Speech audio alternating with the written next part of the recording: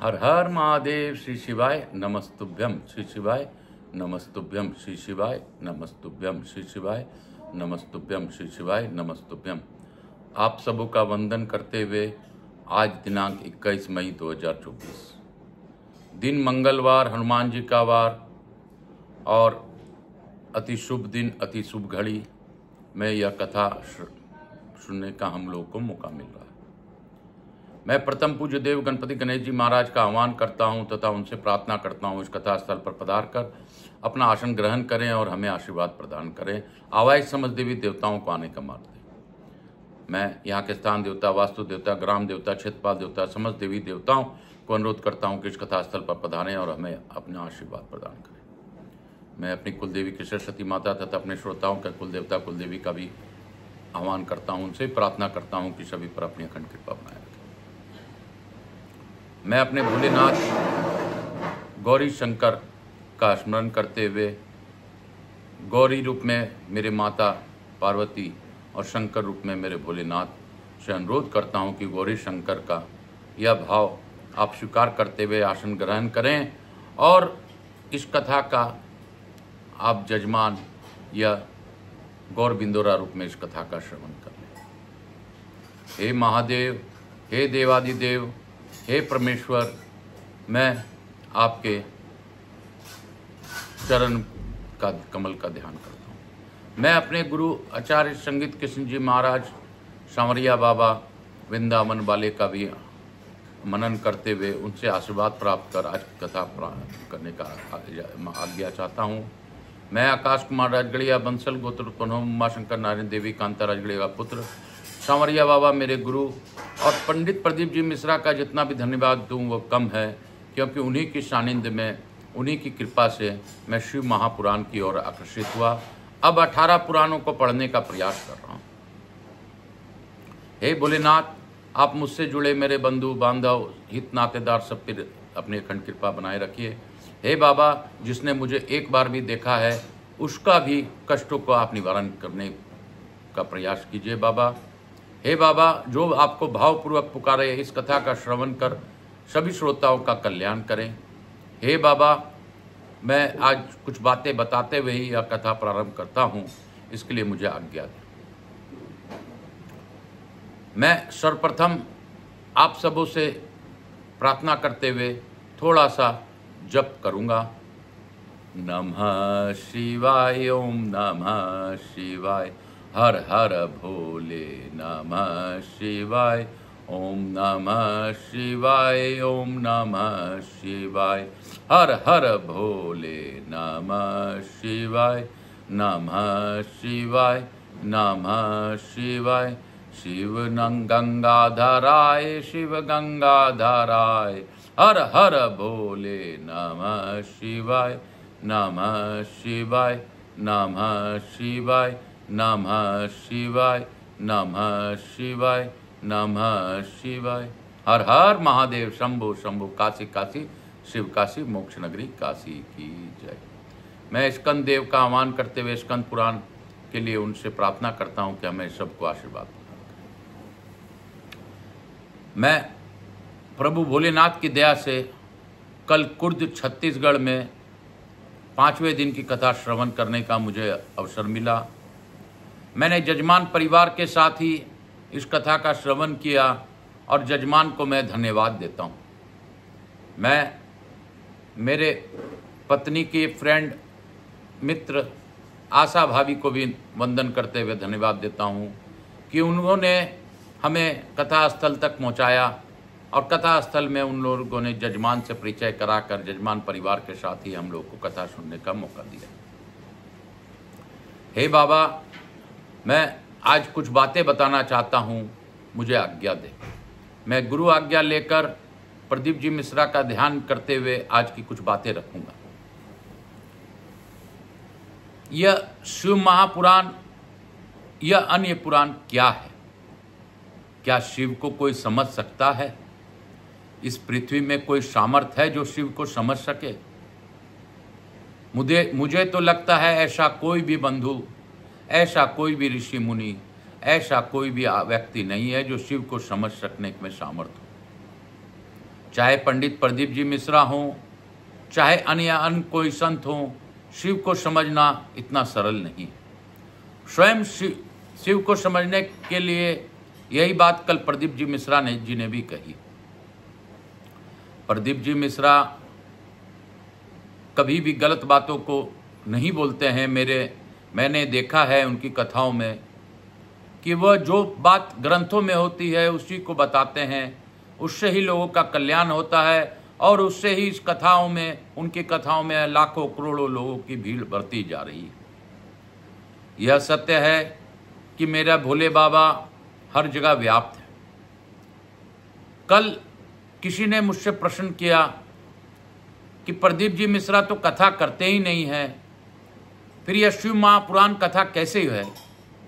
वो तो कोई मूल पाठ या पाठ इत्यादि नहीं करते हैं। तब मैंने उनको जवाब दिया, जो मेरे मन में, वृत्ति में, जो मैं जानता हूं, मैंने उनको बताया कि ग्रंथ क्या है, पुराने क्या हैं, पुराण में क्या लिखा है। पुराण में कथाएं बताई गई है, कथाओं के माध्यम से आपको समझने का रास्ता दिखाया गया है। पुराण में पुरानी बातें जो कि विश्वसनीय हो, लोग उसका विश्वास कर सकें। कल पंडित जी प्रदीप जी मिश्रा ने भी इसी बात को, एक ही बात या दो बात बताई होगी ग्रंथ की, तो वो संत के किसी भी बातों को समझना चाहिए। उपाय विधि वो भगवान भोलेनाथ का बताते हैं और शिव महापुराण वही है जो कि ग्रंथ के अलावे आप सरल भाषा में समझाते हैं। हम लोग शिव महापुराण कहें, स्कंद पुराण कहें या कोई भी पुराण कहें, पुराण कोई अलग नहीं। पुराण की बातें को समझ के लेने के लिए ही हम लोगों ने भोलेनाथ का स्मरण कर किसी भी कथा को हम लोग आयोजित करवाते हैं, करते हैं। और भावपूर्वक भगवान का अगर आप कहेंगे कथा में आपका जाने मात्र से ही कल्याण हो जाएगा, तो ऐसा नहीं। कथा कोई भी बाचे, कोई भी पढ़े, कोई भी संत कुछ बात बताते हैं तो उस बात को हमें समझना चाहिए। संत कभी गलत नहीं बताते। संत जो सच्चे होंगे वो हमेशा आपको ग्रंथों की ही बातें रखेंगे। ग्रंथ में जो बात लिखी है वही बात का परिमाण हमें मानना चाहिए और उन्हीं बातों को अनुसरण करने का एक माध्यम दिया गया है। जितने लोग उतनी बातें, जितने मन उतनी बातें, जितने विचार उतने बातें। हमारे सामने बातें आती रहेंगी, लेकिन बातों का क्या है, बातों को तो हम अपने बुद्धि से, मन से समझ सकते हैं, समझा सकते हैं। कुछ लोगों ने हमें कहा, मुझे कहा कि आप कथा में चर्चा करके समय को बर्बाद कर देते हैं। तो कुछ ने कहा कि भैया आप कथाओं में जो बात लिखी है उसी को बताते हैं, समझाते नहीं हैं। तो मैं पूछना चाहता हूं, क्या हिंदी से बढ़कर कोई बात है? अगर मैं हिंदी का वाचन कर रहा हूं, पढ़ रहा हूं, तो उसके बाद भी अतिरिक्त है क्या हमारी भाषाओं में, हिंदू धर्म में, सनातन धर्म में हिंदी छोड़कर हमें बताने का कोई और मार्ग है क्या? ग्रंथ तो अपने आप में पुराण है, यानी कि शिव रूप ही है। ग्रंथ को अगर हमें दर्शन करने का अवसर प्राप्त होता है तो हमें अपने आप को भाग्यवान मानना चाहिए। हमने जरूर हजारों जन्म से, जब करोड़ों जन्म हमने लिए हैं, तो हजारों जन्म की प्रार्थना सुनकर हमें ग्रंथ का दर्शन करने मिल रहा है। इस बात को भूलना नहीं चाहिए। हमारे ग्रंथ को अगर हम देख भी पा रहे हैं, बाबा भोलेनाथ की कृपा से उसके सानिध्य में भी जा पा रहे हैं, तो यह बाबा की ही कृपा है। आप अगर प्रैक्टिकल करना चाहें तो आप आजमा के देख ले। जिसको ग्रंथ के बारे में दर्शन तक नहीं लिखा होगा, वह पंडाल तक क्या कहीं भी नहीं पहुंच सकता है। ऐसे मेरे बाबा की क्षमता है।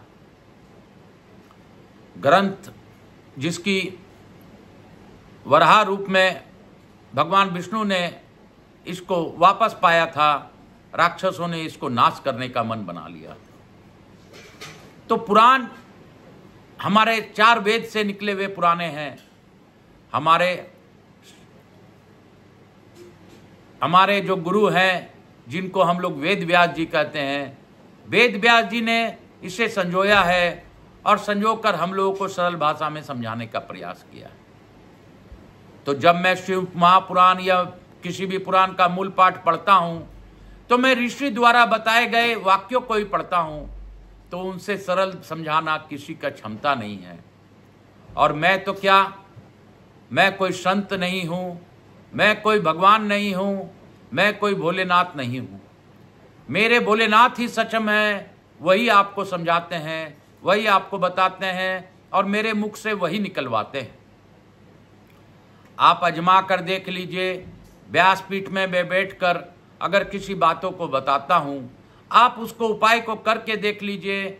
आप प्रदीप जी, पंडित जी मिश्रा जो उपाय बताते हैं उनको करके देख लीजिए। आपके जीवन में अगर इसका फायदा ना हो तो मुझसे कहना। मैं आपसे यही बार बार कहूंगा कि ग्रंथ के दर्शन से, ग्रंथ के पूजन से, ग्रंथ के सानिध्य में रहने से, शिव चर्चा में रहने से हमारा मन इधर उधर विचलित नहीं होगा।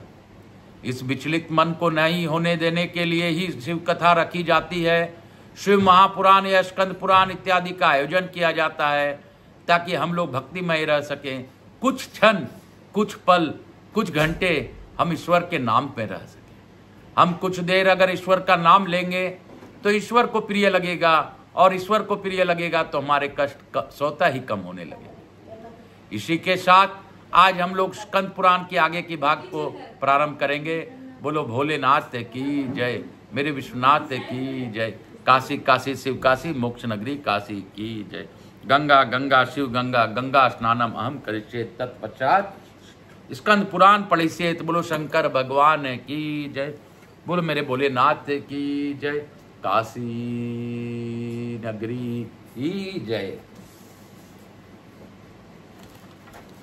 कल हम लोगों ने पढ़ा था कि कल किस प्रकार पार्वती देवी के मन से बात कहकर भगवान भोलेनाथ चले गए।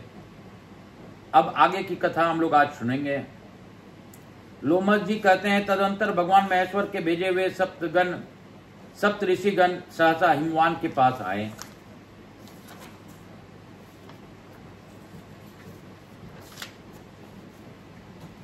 उन्हें आया देख हिमवान के मन में बड़ी प्रसन्नता हुई और उन्होंने सिद्ध उठकर उन सबका स्वागत सत्कार किया। फिर मस्तक झुकाकर विनय पूर्वक पूछा, महर्षियों आप लोग कैसे पधारे हैं? आपने आगमन का कारण बतलाइए।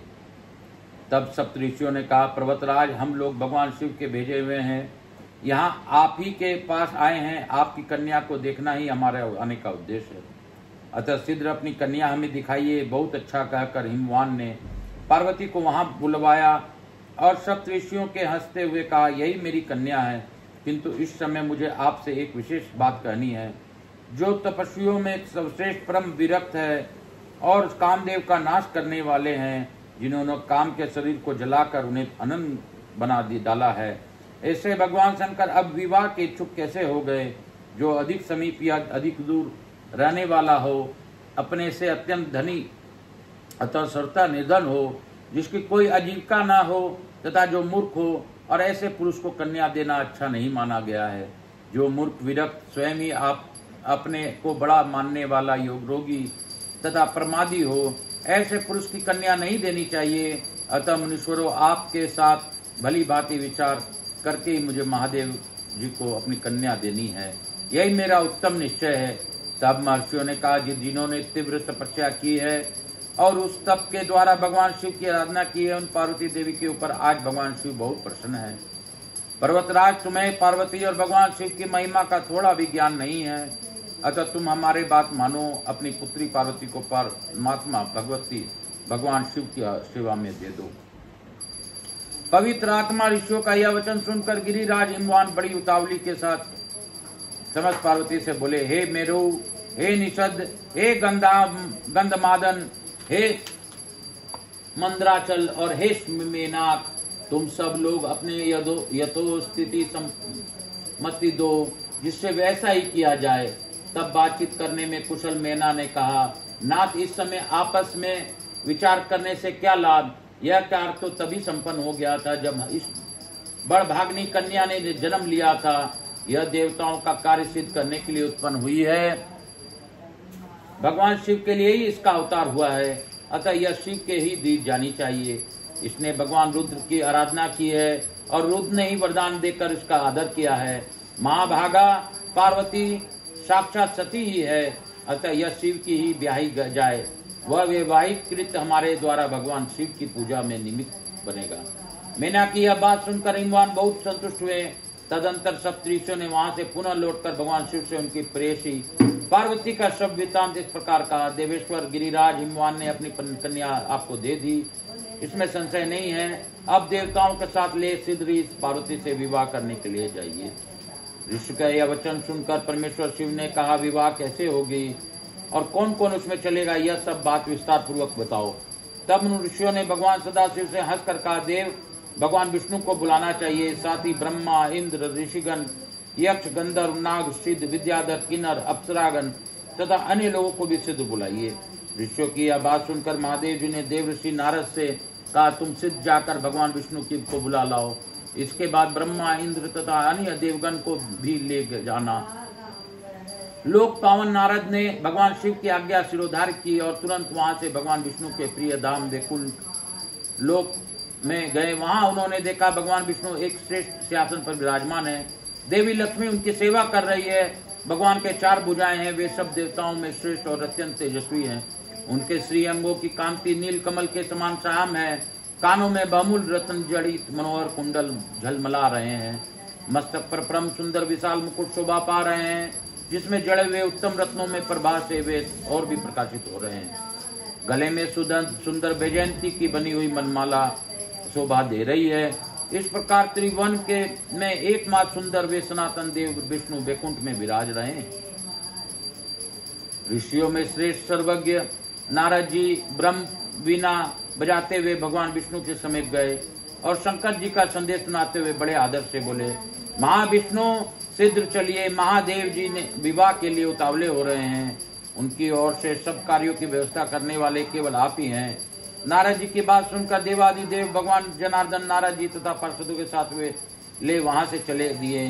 भगवान विष्णु योगेश्वर को भी प्रभु हैं, महान है तथा परमात्मा है। वे उस समय गरुड़ पर आरूढ़ हो श्रेष्ठ देवताओं के साथ आकाश मार्ग से भगवान शिव के समीप गए। योगी जन जिनके चरणारविंदों को सदा चिंतन करते हैं, वे महादेव जी भगवान विष्णु को आया देख उठकर खड़े हो गए और आनंदमय हो उन्हें छाती से लगा लिया। फिर भगवान हरि और उन दोनों एक ही आसन पर विराजमान हुए। दोनों ने एक दूसरे को कुशल पूछी। तत्पश्चात श्रीमद महादेव जी बोले, विष्णु पार्वती की तपस्या से मैं उसके वश में हो गया हूँ और आज उसका पानी ग्रहण करने के लिए हिमवान के घर चलना चाहता हूँ। यह बातचीत हो ही रही थी कि ब्रह्मा जी भी इंद्र तथा संपूर्ण लोकपालों के साथ वहां आ पहुंचे। इसी प्रकार सब असुर, यक्ष, दानव, नाग, पंछी, अप्सरा और महर्षि भी आए। सब ने एकत्रित होकर भगवान शिव से एक स्वरों में कहा, महादेव जी आप हम लोगों के साथ हिमवान के घर पधारिए। तब भगवान विष्णु ने भी इस प्रस्ताव का अनुरूप बात कही। संभव आपको गृह सूत्रोक्त विधि के अनुसार ही वहाँ वैवाहिक कर्म करना चाहिए, जैसे नंदी मुख, श्राद्ध और मंडप की स्थापना आदि आवश्यक कार्य है। भगवान विष्णु के कथनानुसार महादेव जी ने अपने हित के लिए सब कुछ वैसा ही किया। अब आभ्युदायिक श्राद्ध कर्म में जिनका पूजन उचित और आवश्यक है, ऐसे ब्राह्मण आदि देवताओं की उन्होंने पूजा की। ब्रह्मा जी के साथ कश्यप मुनि ने नवग्रहों का पूजन किया। अत्रि, वशिष्ठ, गौतम, भृगु, बृहस्पति, शक्ति, जमदग्नि, पराशर, मार्कंडेय, सिलवाक, शून्यपाल, अक्षत्र, श्रम, अगस्त, चैवन तथा गोम्भिल ये और दूसरे भी बहुत से महर्षि शिव जी के समीप आए। ब्रह्मा जी की आज्ञा से उन सब ने वहां विधि पूर्वक शास्त्रोक्त रीति से शुभ कर्म संपन्न किए। चंडी देवी सब भूतों से गिरी हुई सबके आगे आगे चली। उन्होंने अपना मस्तक पर सोने का कलश ले रखा था। चंडी के पीछे भगवान शिव के गण थे और गणों के पीछे इंद्र आदि देवता, लोकपाल और ऋषि चल रहे थे। ऋषियों के पीछे भगवान विष्णु के महादेव तेजस्वी कुमुद आदि पार्षद थे, जो भगवान के असंख्य भावों के सिद्धि समझ लेने वाले तथा बड़े मनोहर थे। ब्रह्म पुरुषार्थ प्रदान करने वाले तथा विश्व के एकमात्र बंधु परमात्मा भगवान श्री हरि शिव जी के साथ साथ चल रहे थे। तीनों लोकों के एकमात्र पालक भगवान विष्णु लक्ष्मी जी के साथ अपने वाहन गरुड़ जी की पीठ पर बैठे थे। बड़े बड़े मुनीश्वरों अपने हाथों में सुंदर चंवर लिए हवा कर रहे थे। सर्वेश्वर श्री हरि उन सब के साथ बड़ी शोभा पा रहे थे। इसी प्रकार ब्रह्मा जी भी चारों वेद, 6 वेदांगों, आगमों, इतिहासों और पुराणों के साथ अपने वाहन हंस पर विराजमान थे। ब्रह्मा, विष्णु, देवेश्वर गण तथा ऋषि वृंद से गिरे हुए भगवान शिव अपने वाहन वृषभ पर आरूढ़ होकर चल रहे थे। वे संपूर्ण योगेश्वर के लिए भी दुर्लभ तथा अगम्य हैं। वेद, देवता, सिद्धि और महर्षिगण जिसे धर्म कहते हैं, उसी धर्म स्वरूप धर्म वत्सल वृषभ पर महादेव जी आरूढ़ थे। मातृकाएं उन्हें सब और से घेर कर अपने मधुर वाणी द्वारा भगवान शिव के लिए मंगलाचार करती थी। इस प्रकार भगवान महेश्वर संपूर्ण देव दानवों के साथ सब प्रकार के अलंकृत हो नारियों में श्रेष्ठ पार्वती जी का पानी ग्रहण करने के लिए गिरिराज हिमवान के घर पहुंच गए। उधर गिरिराज हिमालय भी बड़े प्रसन्नता के साथ अपने पुत्र के लिए उसी प्रकार सब मंगलाचार करा रहे थे। उन्होंने गर्ग जी को पुरोहित बनाकर महान वैभव के द्वारा मांगलिक भूमि निर्माण कराई। विधि विश्वकर्मा को बुलाकर उनके द्वारा बड़े बड़े आदर के साथ अत्यंत विस्तृत मंडप तैयार कराया, जो बहुत सी वेदियों के कारण अतिशय मनोहर जान पड़ता था। वह मंडप अनेक प्रकार के गुणों से तथा भांति भांति के आश्चर्य भरे दृश्यों से सुशोभित था। उसका विस्तार हजारों योजन का था।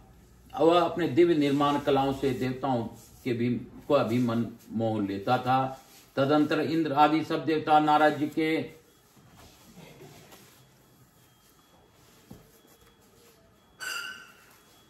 नारद जी के आगे करके हिमवान के परम अद्भुत भवन में आगे साथ गए। उसे विश्वकर्मा ने विचित्र ढंग से बनाया था। वहां अनेक प्रकार के आश्चर्य भरी बातें देखने में को आती थी। वह यज्ञ मंडप अत्यंत पवित्र और उत्तम था। बहुत लोगों ने सर्वश्रेष्ठ बताकर उसकी प्रशंसा की थी। उसकी कारीगरी अद्भुत थी। वह मन और बुद्धि के लिए था, अतर्क्य था। बुद्धिमान विश्वकर्मा ने इस प्रकार विचित्र यज्ञ मंडप की रचना की थी। वे संपूर्ण देवेश्वर ऋषियों के साथ उस मंडप में प्रवेश करना ही चाहते थे कि तब तक हिमवान की दृष्टि उसके ऊपर पड़ी। हिमवान ने आगे बढ़कर उनका स्वागत किया और उन सबके ठहरने के लिए बड़े मनोहर ग्रह प्रदान किए। गंधर्व, सिद्ध, परमर्थ, यज्ञ, देव, नाग तथा अप्सराएं इनमें जो जहां सुखपूर्वक रह सके इन्हें वहां विश्राम स्थल हिमालय ने दिया। बोलो शंकर भगवान की जय। बोलो काशी विश्वनाथ की जय। गुरु आज्ञा लेकर आज की कथा को यहीं पे विराम दूंगा। चूंकि मेरे भोलेनाथ की इच्छा से मैं जो भी कथा आपको सुना रहा हूँ ये बाबा भोलेनाथ की इच्छा से ही हो रही है। मेरे में कोई सामर्थ्यता नहीं है कि मैं कथा कर सकूं, बात बता सकूं, सुन सकूं और सुना सकूं। मैं आप सबको वंदन करते हुए, आप सबको नमन करते हुए यही कहूँगा कि आकाश राजगरिया यूट्यूब चैनल को ज़्यादा से ज़्यादा लोगों तक पहुँचाइए, सब्सक्राइब कीजिए, अपना कार्य आप कीजिए, बाकी भोलेनाथ आपका कार्य स्वयं करेंगे। हर हर महादेव। श्री शिवाय नमस्तुभ्यम। श्री शिवाय नमस्तुभ्यम। हर हर महादेव। माचिस देना। श्री शिवाय नमस्तुभ्यम। श्री शिवाय नमस्तुभ्यम। श्री शिवाय नमस्तुभ्यम। हर हर महादेव। हर हर महादेव। हर हर महादेव। हर हर महादेव। शंभो शंभो। हर हर महादेव। बोला माचिस दो। हर हर महादेव। श्री शिवाय नमस्तुभ्यम। हर हर महादेव। हर हर महादेव। हर हर महादेव। आप सबको वंदन करते हुए यही अनुरोध करता हूं कि हे बाबा, आपकी दया से मैं कथा कर पा रहा हूं। हे भोलेनाथ, आप सबका कष्ट को हरण कीजिए। शिव कृपा किसी भी रूप में प्राप्त हो, ऐसी मेरी भावना है।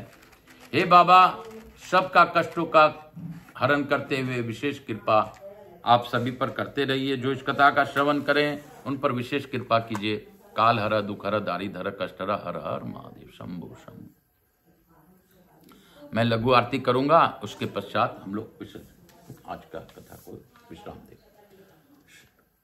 कपूर गौरम करुणावतारम संसार सारम भुजगेंद्रहारम सदा वसंतम हृदयारविंदे भवम भवानी चैतन्य नमामि।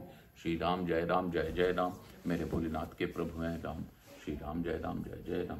यहाँ के स्थान देवता, वास्तु देवता, ग्राम देवता, चित्रपाल देवता, समस्त देवी देवताओं को वंदन करते हुए मैं मनन करते हुए अपने मातृ देवी व पितृदेव व सब पितृ देवताओं, यहाँ के स्थान देवता, समस्त देवी भक्त वत्सलाय नमो नमः। स्कंद पुराणाय नमो नमः। हर हर महादेव। श्री शिवाय नमस्तुभ्यम। श्री शिवाय नमस्तुभ्यम। हर हर महादेव।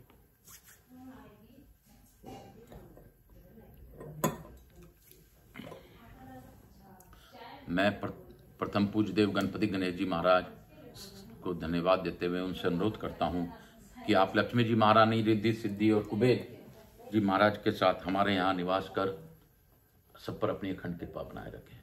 मैं आवाहित समस्त देवी देवताओं से अनुरोध करता हूं कि आप हमें आशीर्वाद प्रदान कर अपने स्थान को गमन करें, पुनः बुलाने पर पधार कर हमें आशीर्वाद प्रदान करें।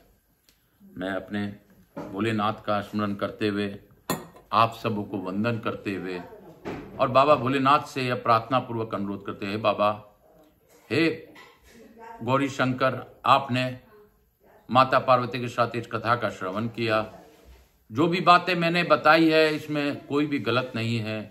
हे बाबा, आप सभी को आशीर्वाद प्रदान करें और सब पर अपनी अखंड कृपा बनाए रखें। हे बाबा, मैं आपसे यह भी प्रार्थना करता हूं कि हे बाबा, जो भी इस कथा का ऑनलाइन श्रवण करें उन्हें विशेष रूप से आप ध्यान देकर उनके कष्टों का निवारण में प्रयोग करिए। मेरा कष्ट तो आपको मैं बतलाता ही हूँ, मेरा कष्ट आप क्या जानेंगे, आप ही जानेंगे। मेरे में क्या है, मैं बार बार मांग कर अपने पिता को बार बार शर्मिंदा नहीं करूँगा, क्योंकि बार बार मांगना उचित नहीं है। बाकी तो आप बच्चों की सारे कष्ट खुद ही समझ लेते हैं। हर हर महादेव। श्री शिवाय नमस्तुभ्यम। हर हर महादेव। शंभो शंभो हर हर महादेव। शंभो शंभो हर हर महादेव। हे भोला, सब दुख काटो हमारा। हे शंभो, सब दुख काटो हमारा। श्री शिवाय नमस्तुभ्यम।